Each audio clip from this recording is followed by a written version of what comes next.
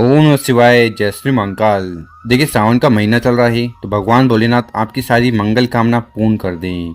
और रविवार को विशेष दिन है क्या ही जो कि समर्पित होता है सूर्य नारायण देव को। तो आज के इस उपाय में आपको इस प्रकार से 11 काले तिल के दाने लेने हैं, गुड़ के टुकड़े लेने हैं और विशेष तरीके से शिवलिंग पर उपाय कर लेना है।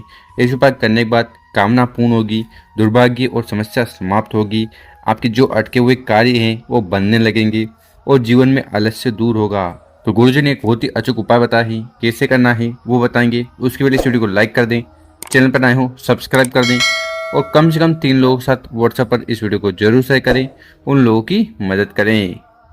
तो जानते हैं गुरुजी द्वारा बताया गया पहला वाला उपाय। विशेषकर ये उपाय क्यों करना है। देखिए, अगर आपके जीवन में समस्या चल रही है, दुर्भाग्य चल रहा है जिसके कारण आपका कोई कार्य नहीं बन पा रहा है, या कर्ज से आप दबे हो, ठीक, लोन चुकता नहीं हो पा रहा है, लोन आप चुका नहीं पा रहे हो, तो ऐसी कौन सी भी समस्या है ना, तो ये पहला वाला उपाय आपको जरूर करना है।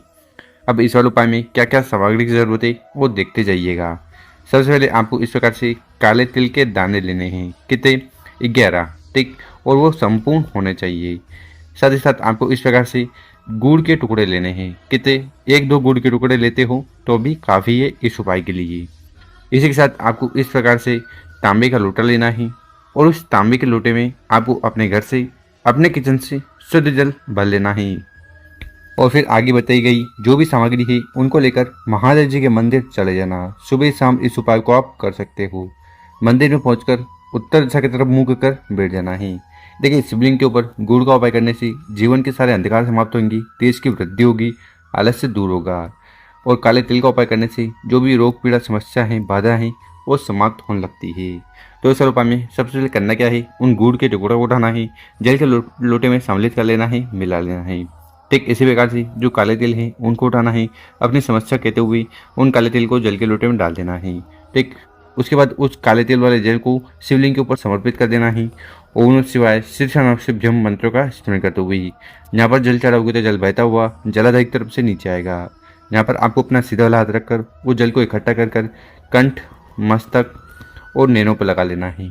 और आपको शिवलिंग के पास बैठकर भगवान भोलेनाथ से आपके जीवन में चल रही सारी दुख, परेशानी, समस्या समाप्त हो जाए, कर्ज खत्म हो जाए, उसके लिए प्रार्थना निवेदन कर लेना है। गुरुजन का है कि विशेषकर इस पर करने के बाद सारी परेशानी, समस्या समाप्त होती है। तो इस प्रकार से आपको पहला वाला विशेष उपाय जरूर करना है।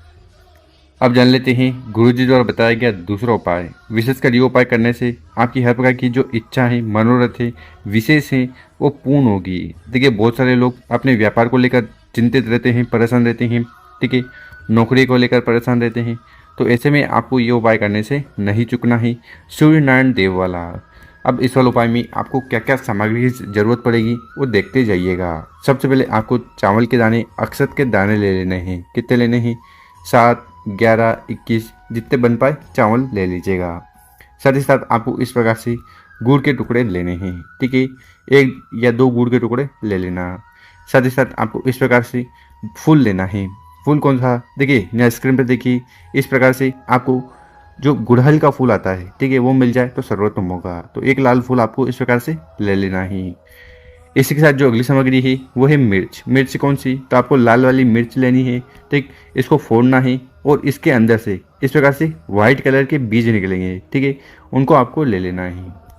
साथ ही साथ आपको इस प्रकार से चने की दाल लेनी है। कितने चने की दाल लेनी है, तो आप 7 दाने, 11, 21 जितनी बन पाए विषम संख्या में चने की दाल भी ले लीजिएगा।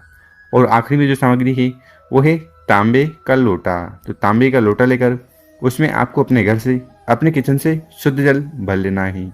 जल भर लिया, उसके बाद हमने आपको जो भी सामग्री बताई है, जैसे कि लाल फूल हो गया, चावल हो गया, लाल मिर्च के दाने हो गए, गुड़ हो गया, चने की दाल हो गई, इन सभी सामग्री को एक एक कर कर ये जल के लोटे में सम्मिलित कर लेना है, मिला लेना है।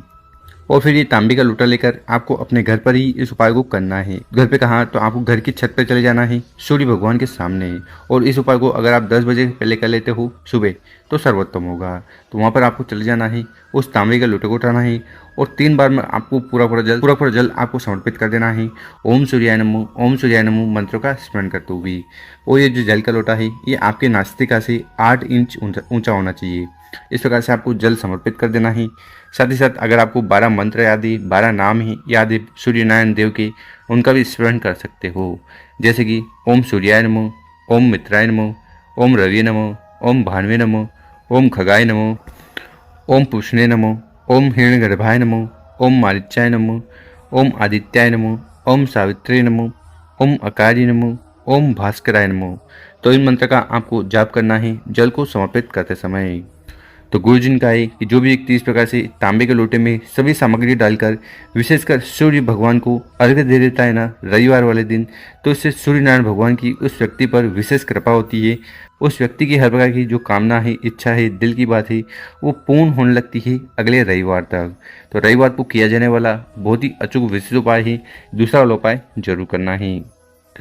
अब जान लेते हैं गुरुजी द्वारा बताया गया तीसरा उपाय। विशेषकर ये उपाय करने से आपके कार्य बनने लगेंगे, जीवन में सुख, शांति, समृद्धि और ऐश्वर्य की प्राप्ति होगी और कामना भी पूर्ण होने लगेगी। अब इस वाले उपाय में आपको क्या क्या सामग्री की जरूरत है देखते जाइएगा। सबसे पहले आपको चंदन ले लेना है। यहाँ स्क्रीन पर देखिए आपको उस प्रकार से लाल चंदन लेना है। कितना? मात्र 1 चम्मच। साथ ही साथ जो अगली सामग्री है वो है तांबे का लोटा। तो इस प्रकार से तांबे का लोटा लेकर उसमें आपको अपने घर से, अपने किचन से शुद्ध जल भर लेना है। इसी के साथ जो अगली सामग्री की आपको आवश्यकता है वह है बेलपत्र। तो इस प्रकार से आपको एक बेलपत्र लेना है और वो कहीं से खंडित, टूटा फूटा नहीं होना चाहिए। तो इस प्रकार से जितनी भी सामग्री बताई है उनको लेकर महादेव जी के मंदिर चले जाना। सुबह शाम इस उपाय को कर सकते हो। मंदिर में जाकर उत्तर दिशा की तरफ मुंह कर बैठ जाना है। देखिए शिवलिंग के ऊपर बेलपत्र का उपाय करने से भगवान भोलेनाथ बहुत ज़्यादा प्रसन्न होते हैं, क्योंकि जो बेलपत्र है ना ये माता के प्रेम महोत्सव से बने हुए हैं और इसका उपाय करने से हर प्रकार की कामना इच्छा पूर्ण होती है।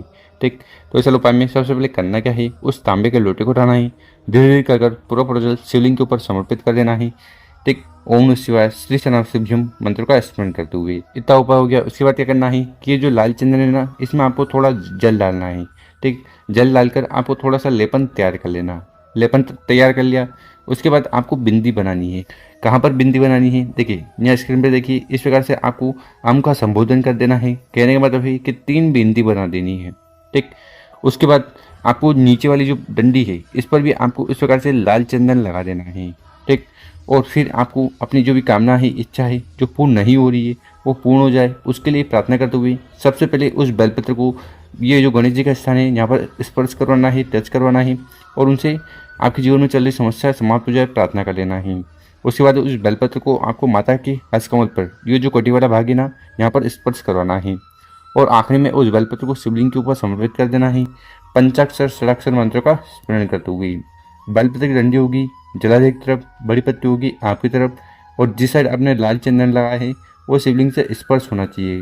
यहाँ पर आपको उल्टा बेलपत्र चढ़ा देना है और उसके बाद शिवलिंग के पास बैठकर अपना नाम और गोत्र का उच्चारण करते हुए कुंदकेश्वर महादेव से आपके जीवन में आ रही हर प्रकार की जो समस्या है वो समाप्त हो जाए और कामना पूर्ण हो जाए, कार्य बनने लग जाए।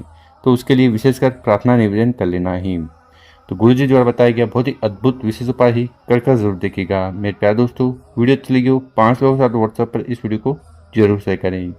ओम नमः शिवाय, जय श्री महाकाल। मिलते हैं हम आपसे एक और नई वीडियो में।